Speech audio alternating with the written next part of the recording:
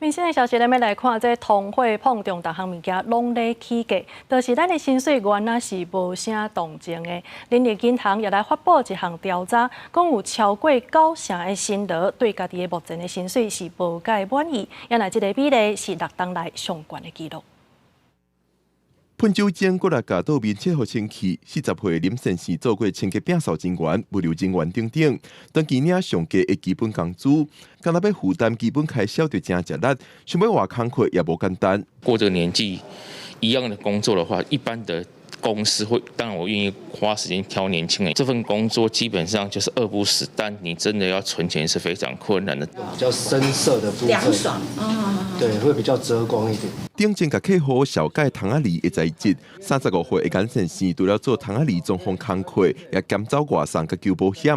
真无简单，每个月通收入4万块，要是感觉赚的钱赶袂赴物价起价的速度。是每个月还要给家里钱，然后再加上3餐在外面吃，然后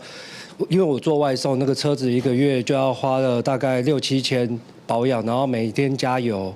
这样子1个月1万没了。 人力银行的调查发现，有过90%的薪劳对目前的薪资无满意，比例创下6年以来上悬。民众上希望政府要面对薪资无起、关厝加厝税，也有物价直直起3大问题。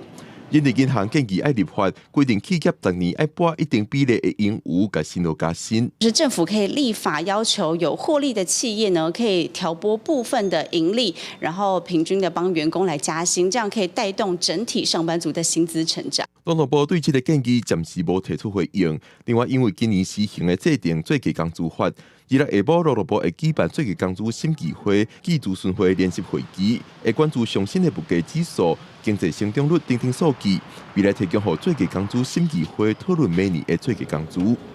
记者龚林玉凯台北报道。